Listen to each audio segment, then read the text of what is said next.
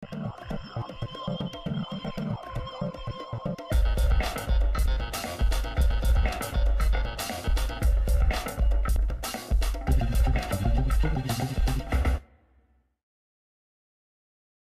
vous souhaite la bienvenue à Saint-Jean-sur-Richelieu. La dernière séance ordinaire du Conseil remonte au mardi 22 novembre et à la période des questions, encore une fois, des citoyens du Chemin des Patriotes, la partie nord de Saint-Athanas, sont venus questionner le Conseil sur le fameux projet des infrastructures pour avoir de l'eau potable.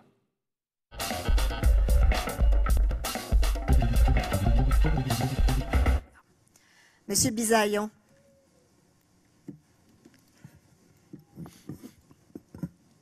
Bonjour.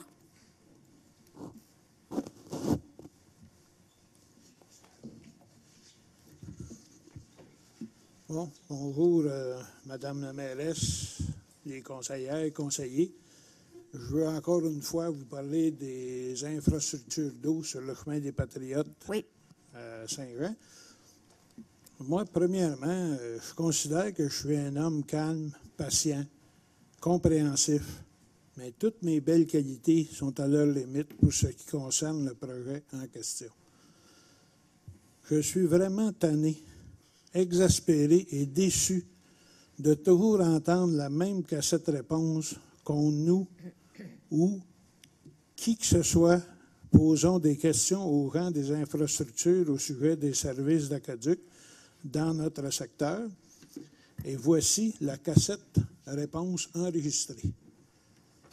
Les réponses que tout le monde a, c'est « ça ne sert à rien de prendre du temps pour présenter une demande de subvention car vous êtes dans une zone agricole et inondable et parce que ce projet ne rencontre aucun critère d'admissibilité, donc aucune possibilité de subvention pour ce projet. Le seul critère admissible selon eux, c'est des puits contaminés. Pourtant, voici des listes de nombreux critères d'admissibilité. OK. Et une liste de propriétés qui concerne exactement ces critères. Ce qui concerne aussi une dizaine d'autres propriétaires qui n'osent pas dévoiler leur situation. Ça, c'est la liste qu'on a recueillie à date. Puis je vous dis, il y en a, quand on dit une dizaine, c'est un minimum. OK.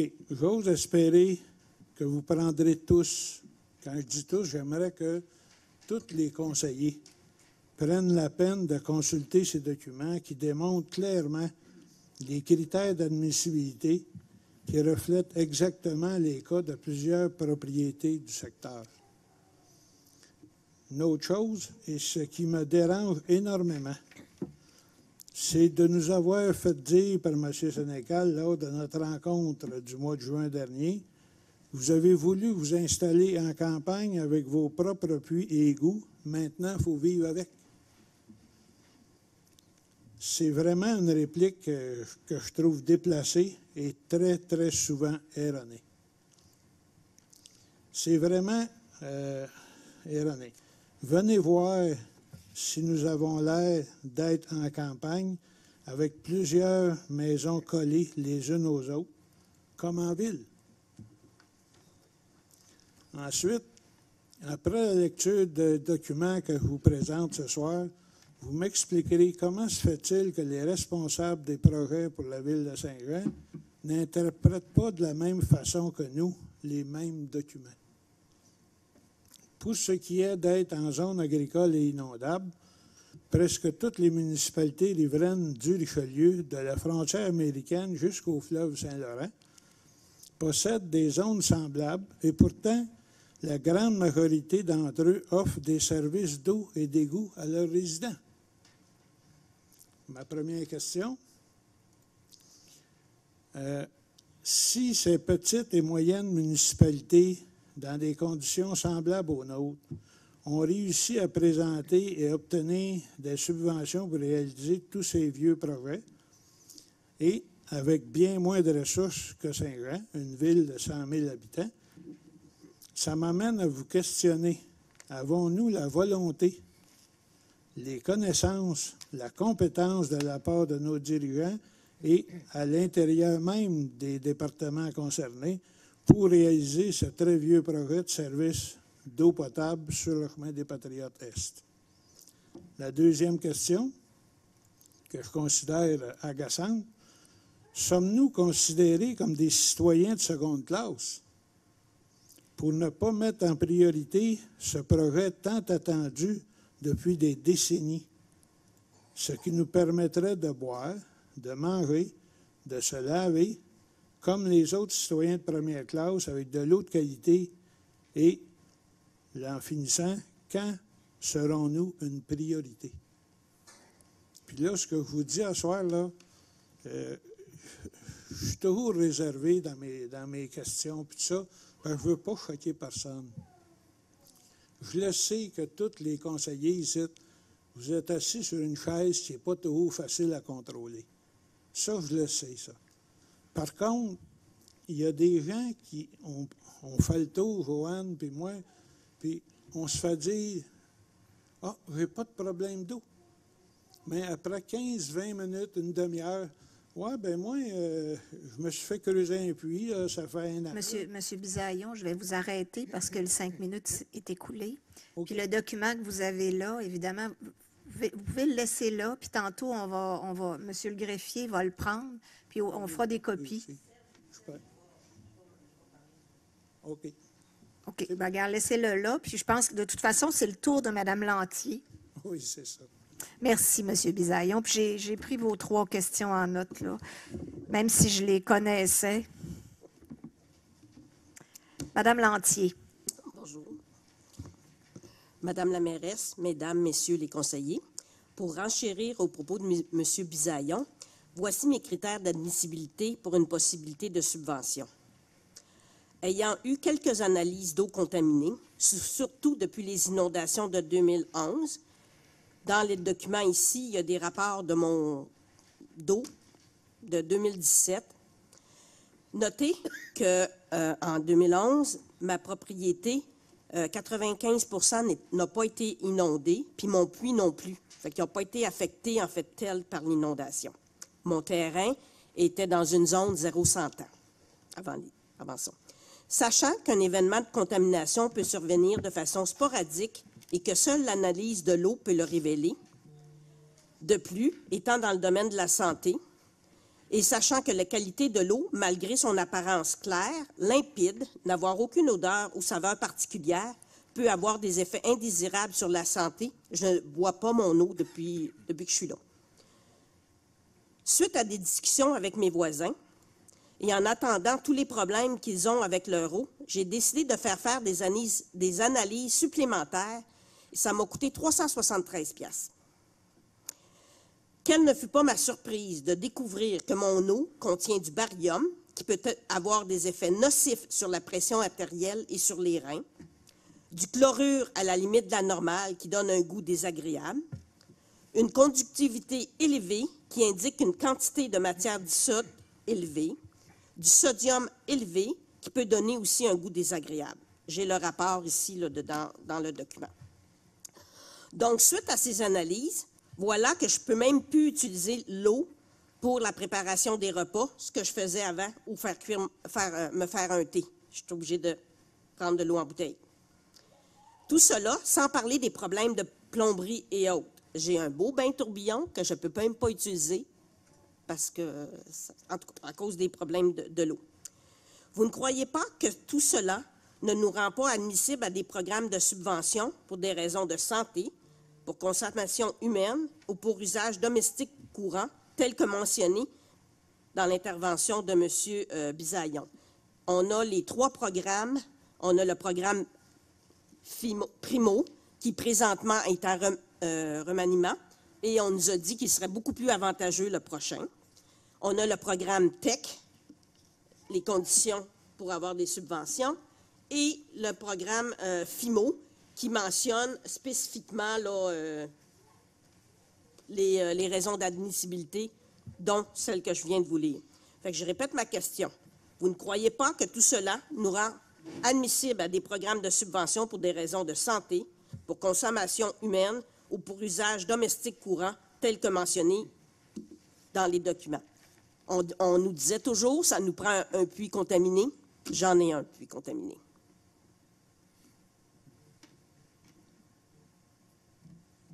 Et, comme je vous disais, c'est pas tout le monde qui va faire une analyse à J'ai pris votre question en note, Mme Lanty. Fait que je vais laisser les documents Oui. pour que vous puissiez... Il n'y a aucun souci. Merci.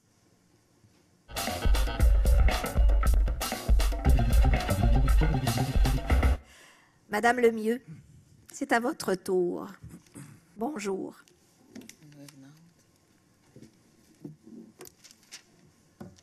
Bonjour, donc je suis résidente d'Iberville. Par contre, je suis aussi propriétaire d'un immeuble qui est situé juste ici, sur le coin de la rue Saint-Jacques et Longueuil, en face de la cathédrale, dont ma fille habite aussi. Donc, vous savez qu'on a probablement une vitrine tant visuelle qu'auditive sur la place ici, donc place où est-ce qu'il y a beaucoup d'itinérance. Donc, c'est le sujet qui me préoccupe ce soir. Une coïncidence, aujourd'hui, c'est la Journée nationale de l'habitation. Donc, comme la mairesse Valérie Plante le tweetait aujourd'hui, en cette Journée nationale de l'habitation, rappelons qu'un toit est un droit. Alors, ma question, elle a plusieurs volets, mais essentiellement, qu'est-ce qu'ils ont fait à Saint-Jean pour que ces gens-là qui vivent d'itinérance, on en a répertorié, je crois, 81, pardon, dans les dernières semaines. Il y en a probablement plus. Ça varie selon le temps et tout ça.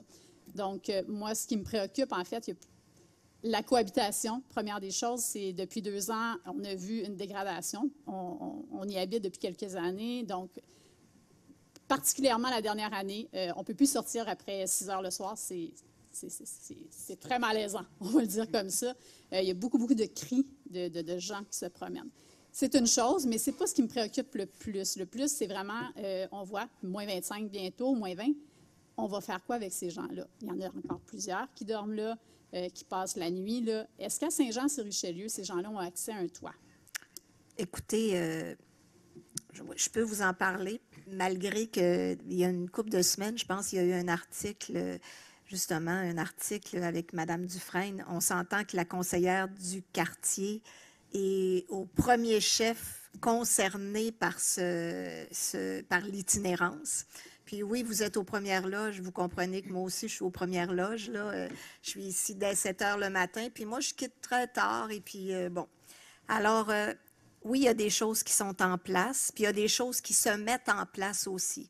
Depuis maintenant presque 1 an, c'est la seule problématique ou c'est le seul sujet pour lequel il y a des réunions sur ce sujet-là, des réunions multi à toutes les semaines. Dans les semaines qui viennent, évidemment, on a eu une problématique durant l'été où le centre de jour a fermé. Alors, on a été à la recherche d'un centre de jour qui devrait ouvrir dans les journées à venir. Au niveau des centres de jour, je crois qu'il y a quand même quelques ressources. Oui, ça va. Oui, absolument. Mais moi, ce que je demande, c'est est-ce que ces gens-là ont une place pour dormir? Parce que ce qu'on comprend, c'est qu'ils peuvent se rendre, se réchauffer quelques heures. C'est ça, mais c'est en train de s'organiser. L'organisme Action Dépendance va les accueillir au motel Harris à moins de moins 20 degrés. Puis on est en train d'organiser aussi de l'hébergement pour parce que même cette semaine, il ne faisait pas moins 20, là, mais moi, quand j'arrivais regarde, c'est préoccupant. Alors, on est vraiment en train d'y travailler avec le CI3S. Puis dans les prochaines semaines, ce qu'il faudra comprendre, c'est qu'on aura beau avoir un hébergement, ce ne sera pas une prison. On ne pourra pas les laisser attachés là. Il y en a toujours qui ne vont pas. Absolument, absolument. Ça, je le sais. Mais... Ça, je pense qu'il faut qu'il y ait quand même une compréhension de cette problématique. Après les recherches que j'ai faites, j'ai quand même une bonne compréhension du dossier, je crois. C'est parfait. Alors, mais ma question, c'est, la Ville, comme leader là-dedans, va investir combien? Elle est prête à mettre combien? Ça vaut combien, ces vies humaines-là, dehors? Alors, moi, je pense que oui, il y a plein d'organismes qui se donnent un peu à faire tout leur petit bout de chemin. Il y a des subventions qui viennent du ministère de la Santé. Il y a différentes choses, mais la Ville de Saint-Jean-sur-Richelieu est responsable quand même d'offrir ce toit-là. Et comme leader et comme au niveau des budgets, ma question, en fait, c'est combien a été consacré à l'itinérance dans le dernier budget, puis dans celui qui s'en vient. combien? Je vais prendre en note parce que je ne connais pas le combien, mais je le sais que c'est une bonne somme. Parce que l'année passée, justement, on était à l'année 1 durant l'hiver. Là, il a fallu avoir de l'hébergement d'urgence. Puis oui, puis il faut comprendre aussi que la ville de Saint-Jean-sur-Richelieu, comme toutes les villes du Québec, parce qu'on s'entend que nous, on frise le 100 000 de population, mais une ville comme Granby, une ville comme Valleyfield, il a ses itinérants. Alors, c'est vraiment une problématique qui est généralisée, qui a été exacerbée par la pandémie. Ça, on est tous conscients de ça. Conscients de ça, c'est alors, tout le mais je peux Québec, vous dire que la ville de Saint-Jean-sur-Richelieu, on investit quand même plusieurs deniers publics. Mais j'aurai le montant pour J'aimerais vous. vraiment avoir le montant et la ventilation de comment ça va être appliqué parce que c'est ça qui m'importe, à savoir, comme ville, au niveau de l'idée, ce projet-là, oui, les organismes sont là, ministère de la Santé, quelques subventions, mais la ville comme telle, on est prête à investir combien? Puis, mais je peux vous dire, il y a une chose que probablement qui sera difficile à évaluer, c'est la présence policière plusieurs fois par jour. Puis les policiers ne viennent pas que pour passer, là. Ils font des interventions presque de travailleurs sociaux. Ça fait 3 semaines qu'on en parle de différents angles. Alors, voilà. Toujours en termes d'intervention sociale, mais moi, ce que je veux savoir, c'est en termes d'infrastructure puis de comment est-ce qu'on peut offrir un toit à ces gens-là. J'ai bien noté votre question, Madame Lemieux, puis je vous remercie. Je sais que ça préoccupe plusieurs citoyens. Ça nous préoccupe aussi. Bien, en cette Journée nationale de l'habitation, oui. Je pense que c'est un minimum d'offrir à ces gens-là qui n'ont peut-être pas eu la chance qu'on a eue de leur offrir un toit. Merci, Madame. Merci.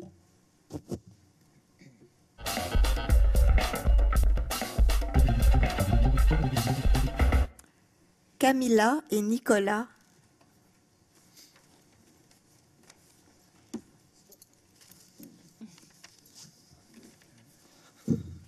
Bonjour. Bonjour. Vous avez été patient, puis les enfants encore bien plus. C'est pas facile. Non, mais c'est pour vous autres que c'était le plus d'ouvrage, parce que... Non, je comprends.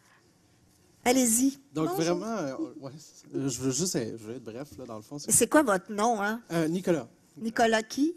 Pigeon. Nicolas Pigeon, OK, parce que là... On vit sur la rue Bernard à Saint-Eugène. Et dans OK, le fond, parfait. Jean Fontaine m'a recommandé de passer ici, là, faire évaluer mon point. C'est que, dans le fond, on a eu des poules chez nous, sauf qu'on est une maison unifamiliale semi-détachée. Le règlement, on convient à tout ce qui est dans ce formulaire-là, en fait, sauf qu'il faut que ce soit isolé, ça dit. Et le problème, c'est que le terrain en tant que tel, c'est notre terrain, il est isolé par très, très large de haies. On convient vraiment aux distances du poulailler, mais en tout cas, ça crée une jalousie, c'est sûr, dans le coin. Fait que là, à cause de ça, on a été forcé de s'en départir, puis ça nous a brisé le cœur. Ça vous a brisé le cœur, puis je suis sûre que ça a fait de la peine aux enfants. Ah, Maverick, tu t'ennuies-tu de tes poules? OK, mais dans le fond, là, vous venez nous interpeller parce que le règlement... Le règlement, vraiment, je veux juste... Le règlement ne vous convient pas. Dans le fond, je veux juste peut-être qu'on retravaille le mot « isolé », parce que ma maison, c'est une familiale, mais même si elle est semi-détachée, on a une grosse haie qui sépare tout, puis je veux dire... Puis la haie sépare de l'autre semi-détachée? Oui, elle est au milieu de la maison, OK. Dans le fond, de nous deux. Fait que dans le fond... Personne ne les voit, personne ne les entend, personne ne les sent. On fait vraiment attention. Puis je trouve que c'est un petit peu injuste qu'il faut que ce soit juste un bungalow qui pourrait en profiter pendant que nous, on ne pourrait pas réellement. Moi, je pense qu'on devrait peut-être attribuer un permis annuel pour le monde qui en veulent vraiment, puis qu'on soit conforme à tout. Ou peut-être juste mettons, nous autres, on était assez constants avant, puis tu sais, je pense que ça disait juste 2 ou 3 poules, puis c'était en conséquence de juste faire attention aux odeurs. Bien, en conséquence aussi du maître du terrain aussi. Ouais. Est-ce qu'on peut vérifier, regarder les autres règlements de d'autres villes et essayer de les combiner chez nous, à Saint-Jean? Bon, écoutez, on va noter votre question. C'est une excellente question. Vous comprenez que je ne pourrais pas vous donner la réponse ce soir, mais là, j'aimerais ça que j'aimerais ça que quelqu'un note j'ai votre adresse, je pense, 81 rue Bernard. Oui, j'ai votre adresse courriel. Oui, le mien, oui. Le mien. OK, c'est le vôtre. C'est parfait. Alors, on va s'organiser pour faire le suivi à cette question-là. Puis, je vais regarder ça. Écoutez, je suis au fait du règlement, mais là, toutes les spécificités, là, évidemment, on fait un règlement. C'est pas un règlement qui est très ancien. On le fait probablement qu'on l'a créé à partir de d'autres règlements aussi. Alors, on va regarder ça. Monsieur le directeur général? J'aurais peut-être un petit point à ajouter. Oui, madame. Oui, monsieur Meunier. On va commencer l'élaboration de notre politique de ville nourricière à Saint-Jean. Donc, je pense que ça pourrait être intéressant qu'on y apporte le point. Puis, dans tous les cas, on a le comité d'environnement aussi qui est avec nous. Là. S'il nous écoute aujourd'hui, je sais que Mme Baudry en fait partie, entre autres. Mais c'est des points importants, je pense. Si on veut être un peu plus indépendant de façon... C'est ça. Ben, c'est aussi des valeurs simples, simplicité, c'est le fun. Avec le coût de la vie aussi, absolument. Ça nous permet... Absolument. Les œufs sont juste incroyables. Meilleurs. Jeu du jour. Ben oui. C'est bon. Ben là, monsieur Meunier, je pense que tu es à même de comprendre ça, là. C'est bien meilleur. Alors, écoutez, on a pris votre question, monsieur, madame, puis on va vous faire un suivi. Ben, un gros merci de nous avoir écoutés. Hein. Ben, écoutez, je vous remercie pour vraiment, je vous félicite pour votre patience, puis vos enfants sont très bien élevés. Merci. Alors, merci beaucoup. Bonne soirée.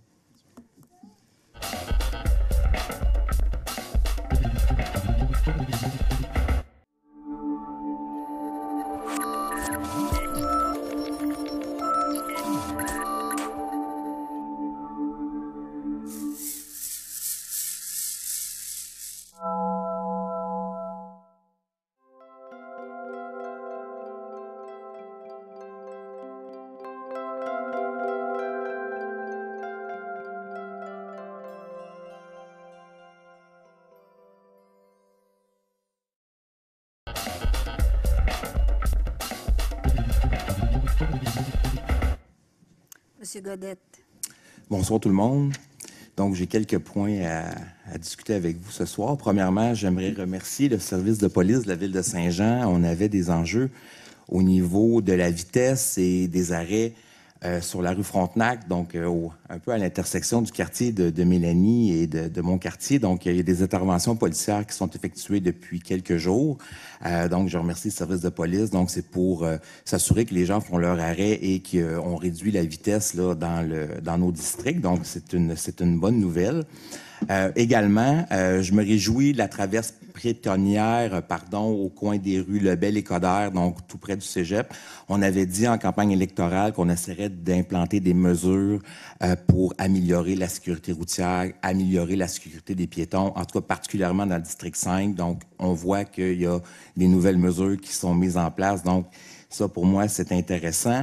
Peut-être une idée de cadeau de Noël pour les gens. Je sais pas, on a une fierté de Saint-Jean-sur-Richelieu, Claude Raymond, qui a sorti une biographie, Frenchie. Donc, M. Raymond est un ambassadeur pour la ville de Saint-Jean depuis des décennies.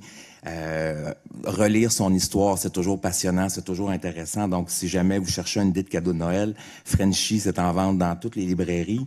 Parlant de Noël, on a la guignolée, Jérémy en parlait pour Iberville. À Saint-Jean-sur-Richelieu, il va y avoir deux points de collecte. Un point de collecte à la Saint-Vincent-de-Paul sur la rue Saint-Jacques, donc au 747 rue Saint-Jacques. Et on va avoir également un point de collecte à Famille à cœur, donc au 250 rue Laurier. Moi, je vais être présent comme bénévole pour pouvoir aider. Donc, je vous demande d'être généreux en ce sens-là.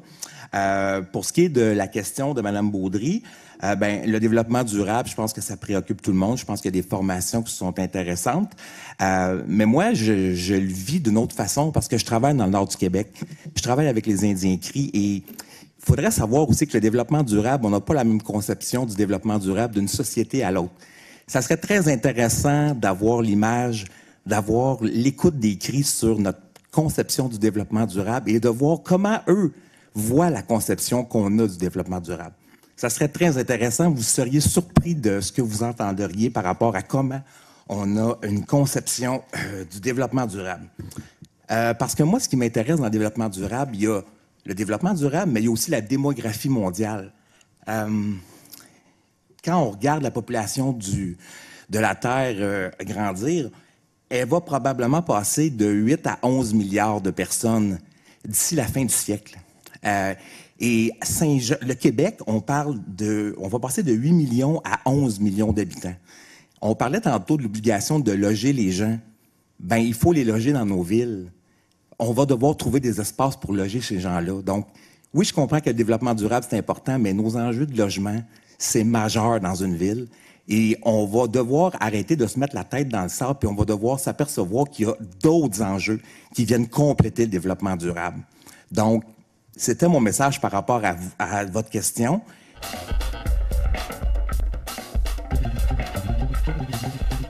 La semaine dernière, on a reçu, pour une deuxième fois cette année, parce qu'elle était déjà venue le 25 mars, on a reçu Mme Geneviève Guilbeault, vice-première ministre et ministre des Transports et de la Mobilité durable, dans une entreprise de Saint-Jean-sur-Richelieu qui a quand même une haute valeur environnementale, soit PACMAT Équipement, pour le dévoilement du premier compacteur 100% électrique au monde, qui permet de diminuer par 2 le nombre de conteneurs nécessaires dans les centres de tri, ajoutant ainsi un gain logistique aux bénéfices environnementaux.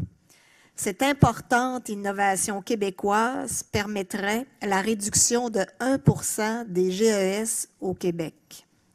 Ce qui m'a encore le plus réjoui de ça, c'est que ces compacteurs PACMAT sont déjà en fonction chez plusieurs entreprises locales. Evolupac, Groupe Gagnon, Steamatic Saint-Jean, Surplus 2D, Portes et Fenêtres Doco, Habitation AC et DMI Construction, entre autres. Lorsqu'on parle d'encourager local, c'est pas seulement pour les citoyens, mais c'est aussi pour les entreprises de chez nous, et ça, c'est un bon exemple. On s'entend que cette innovation s'inscrit tout à fait dans des actions cohérentes avec notre stratégie de développement durable. Parlant de la stratégie, hier soir se tenait le mérite de l'ovation municipale qui souligne le fruit du travail des gouvernements de proximité qui mettent de l'avant des solutions originales pour répondre efficacement aux besoins de leur population. La ville de Saint-Jean-sur-Richelieu a remporté le prix dans la catégorie Municipalité et développement durable. Ce prix souligne le processus collectif qui a mené à la stratégie de développement durable. J'aimerais souligner le travail de tous ceux et celles qui ont travaillé, de près ou de loin, à permettre cette consécration et cette reconnaissance hier soir. Je veux remercier aussi Brigitte Serra, Marie Chauchois et notre collègue Jessica Racine-Lehaut qui ont fait le voyage dans la journée hier, qui ont fièrement représenté notre ville lors de la remise du prix. Alors, je vais vous le montrer. Je vais vous le montrer parce que je l'ai vu en fin de journée. Alors, voilà à quoi ça ressemble. Voilà. Ben, merci. Je vais terminer en vous répétant que pour la guignolée, c'est le 4 décembre. Il y a différentes façons de faire, mais il n'y a pas de petits dons, il n'y a pas de petits gestes. Puis, illuminer la santé, ben, je pense que ça va de soi aussi. On sait que les fonds qui sont recueillis, c'est pour le département de santé mentale, là, le département en santé mentale. Oui. On le sait que c'est le gouvernement qui donne les deniers pour la santé, puis que c'est une compétence provinciale. Maintenant, si on veut un peu plus pour nos citoyens, puis pour nos citoyens qui sont clients, qui sont des bénéficiaires de l'hôpital, et pour les gens qui travaillent là, c'est pour ça qu'il faut mettre l'épaule à la roue.